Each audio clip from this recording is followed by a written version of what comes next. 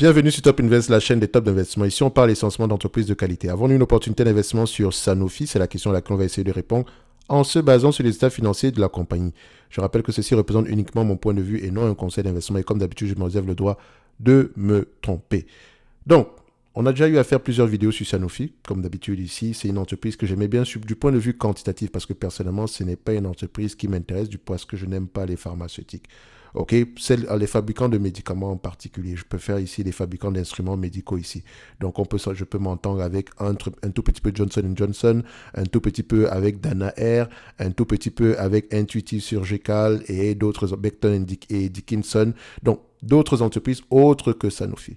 Mais n'empêche que Sanofi avait de très bons résultats. Et comme on s'était dit ici la dernière fois, faites attention aux entreprises dont les revenus dépendent d'un seul produit. D'accord? Donc, oui, dans le secteur pharmaceutique, ici, vous allez voir que les brevets, généralement, jouent un très grand rôle afin de pouvoir maintenir, qui permettent à l'entreprise à peu près d'avoir un certain pricing power, surtout quand on a un médicament qui soigne ou bien qui permet d'atténuer la douleur, des choses comme ça.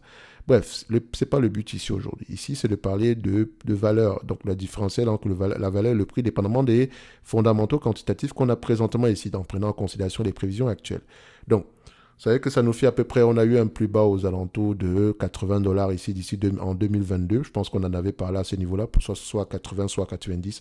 On a parlé de cette compagnie à ce niveau-là, donc c'est déjà assez intéressant. Sur en date d'aujourd'hui, j'aimerais que vous puissiez regarder ceci de cette façon. Nous avons une entreprise ici déjà, en termes d'endettement, c'est correct. D'accord, on a un double A ici en termes de crédit rating ici. Tout ce qui est en dessous de BBB, d'accord, faites très attention.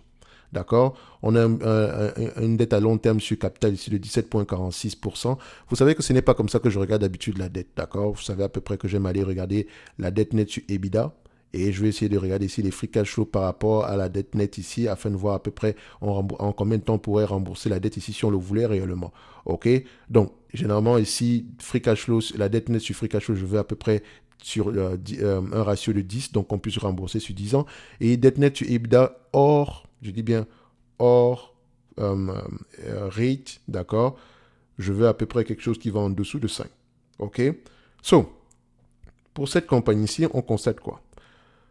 Est-ce qu'elle est généralement prévisible? On va aller regarder ici en termes de les analystes, qu'est-ce qu'ils pensent généralement de cette compagnie-ci. Enfin, par rapport à leurs prévisions passées, ils ont tendance à avoir raison, avec une marge d'erreur plus ou moins inférieure à 20% ici. OK? Ça veut dire quoi? Ça veut dire qu'en date d'aujourd'hui, si on s'attend à du 10 dollars, en 9,98 $ en 2025, OK? 9,98.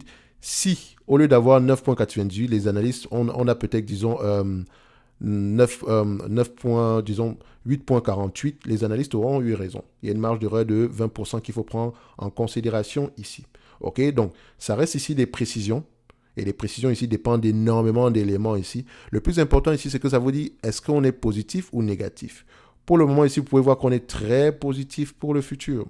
Très, très positif, comme vous pouvez le constater ici, d'accord? Donc 10% en supplément en 2024, 10% en 2025. Donc, ça, c'est en termes de bénéfice net par action. Il faut généralement aller vérifier que quand on dit bénéfice net par action ici, le bénéfice net par action peut être influencé également ici par le fait que le nombre d'actions diminue, ok, alors que les bénéfices nets restent stables. Donc, il faut toujours aller regarder le nombre d'actions ici, s'il diminue, s'il est stable ou bien s'il a augmenté. Et il faut également regarder les bénéfices nets ici en termes de volume. Et quand on dit bénéfices nets, on les compare toujours au free cash flow également, parce que les free cash flow, c'est le véritable cash qui rentre dans la poche de l'entreprise. Donc, il peut y avoir une différence entre les bénéfices nets et les free cash flow. Il faut aller regarder les raisons derrière. Et comme je l'ai toujours dit ici, ici, ce ne sont que les éléments quantitatifs. Quand vous allez lire vos rapports financiers ici, ça va vous permettre à peu près de répondre aux questions selon lesquelles, voilà, pourquoi est-ce que les revenus sont élevés, pourquoi est-ce que les marges sont élevées, et qu'est-ce qui nous fait penser que cette compagnie-ci pourrait atteindre les 9,98 $. Ce que moi, je peux voir ici quantitativement, c'est que nous avons un business qui est à peu près stable, d'accord, qui a l'habitude de rapporter à peu près un certain niveau de bénéfice net à peu près stable, d'accord. Donc, on a généralement ici, c'est pas quelque chose qui est extrêmement croissant, sauf sur les dernières années. Vous pouvez constater ici qu'entre 2012 et à peu près 2020, voilà, on n'a presque rien fait. On a presque stagné même, d'accord? Donc, enfin, entre 2013 et 2020, on a presque stagné, ok? Mais ça ne dérange pas que l'entité stagne, hein? D'accord? L'essentiel ici, c'est que ceux qui ont acheté les entités à ce prix-là, est-ce qu'ils ont surpayé? Non. Par rapport aux prévisions qui étaient en place à cette période-là? Non. Donc, ce qui n'est pas exclu que, quand on regarde ceci, il n'est pas exclu qu'on revienne sur la même chose la période prochaine. D'accord? Enfin, dans un avenir proche, on va le dire comme ça. Donc, quand vous regardez ces éléments quantitatifs-là, je vous encourage toujours à lire vos rapports financiers. C'est important, les amis. Personne ne prend une décision d'achat ici uniquement en regardant des chiffres.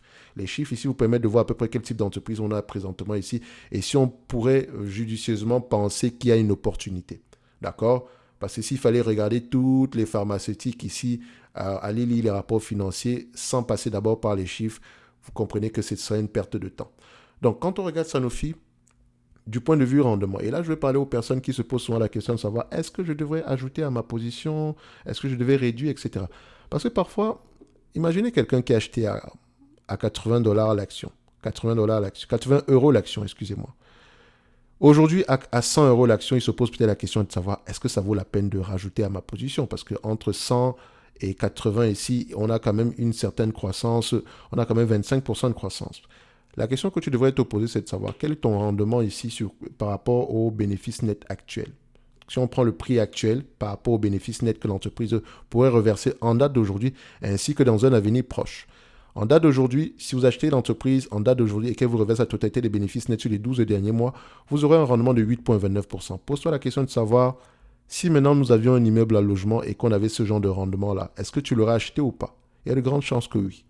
Maintenant, on se projette un tout petit peu dans le futur. Admettons qu'en 2025, selon les prévisions des analystes se réalisent. D'accord? Admettons.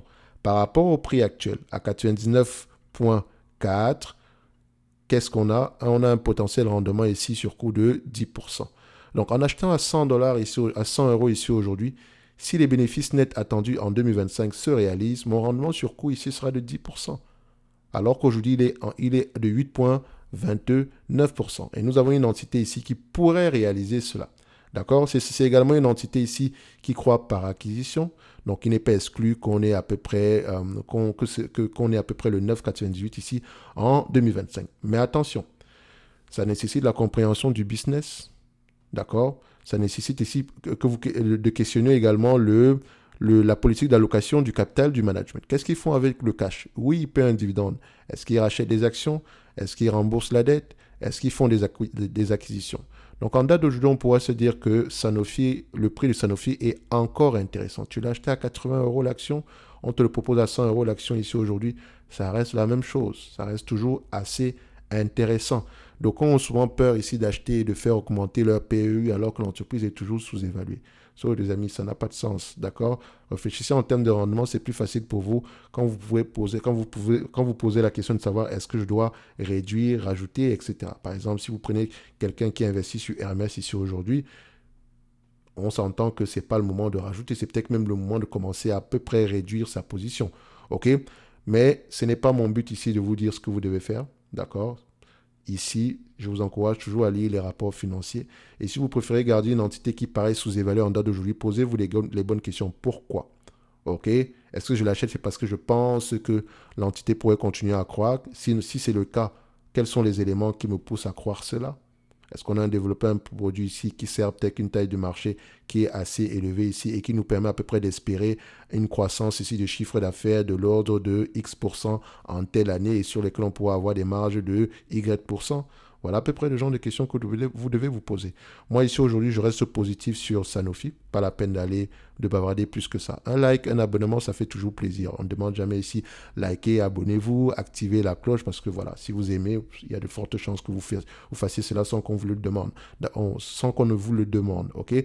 Donc, un commentaire également ici, ça fait plaisir. Et dans la description de cette vidéo, vous avez le service Top Premium ainsi que la Top Newsletter et on se donne rendez-vous sur la prochaine vidéo.